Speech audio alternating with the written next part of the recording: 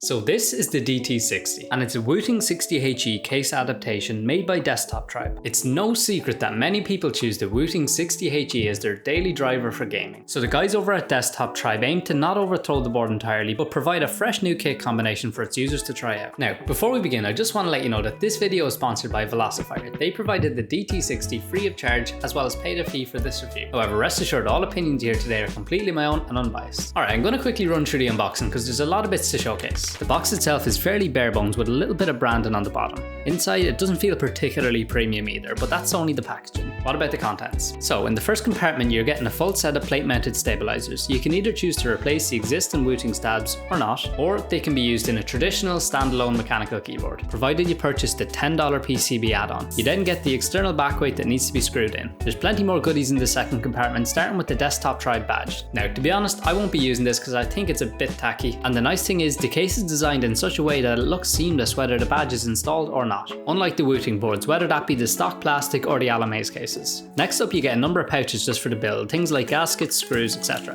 Then you get some layers of foam, and finally in this section you've got the F44 plate. Moving down into the final section, then we're finally getting a look at the case itself. And yeah, on first impression I have to say, I really like it. So yeah, at this point in the video, I think it's time we assemble the Wooting DT60HE. We'll call it that. There's no set way to build the board, but I'm starting off with the back weight. You just have to slot it into place, flip it over and install the 4 screws. With it installed, the DT60 shape is really looking cool. From there, I'm just getting the case foam set in place and then installing all the standoffs. Continuing on, plate foam, and then I'm installing the included F44 plate and stabilizers, and the build is really starting to come together. To wrap things up, I'm just putting the gaskets on, slipping the internal sandwich into the case and screwing the top case shut. From there, it's really just a case of getting the switches and keycaps installed. For switches, I'm using Wooting's L45 V2s and their stock shine-through keycaps. Alright, I want to make some observations about the build quality and design of this DT60. It immediately stands out for its sharp-edged boxy design. In my opinion, it gives a really sleek professional look, which you don't really expect from a magnetic gaming keyboard. It's also got more intricate details like these stripe sections as well as this pill-shaped notch.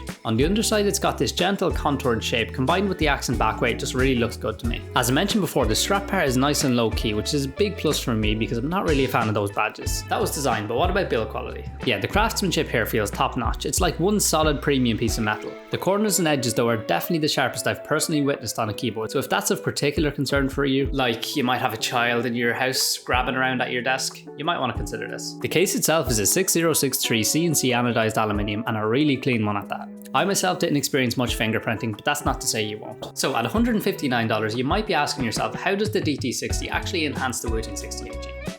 Fair question. The way I see it, the DT60 serves as another aluminium case alternative for people wanting to upgrade from the stock plastic variant. It adds that more premium, robust feel to the 60HE with a particular focus on aesthetics, I think. The DT60 is definitely up there with the, simply put, nicest looking cases you can get for the 60HE. This might be particularly important for you if you're after that kind of all-in-one daily driver keyboard that doesn't scream game. The option to gasket mount is another benefit to those in that boat. I think if you get creative with the keycaps you pair with the DT60, you can really create a sleeper build. With that said, here's a couple of sound tests to compare the stock 60HE, the 60HE with the aluminium case, and some DT60 variants I've constructed.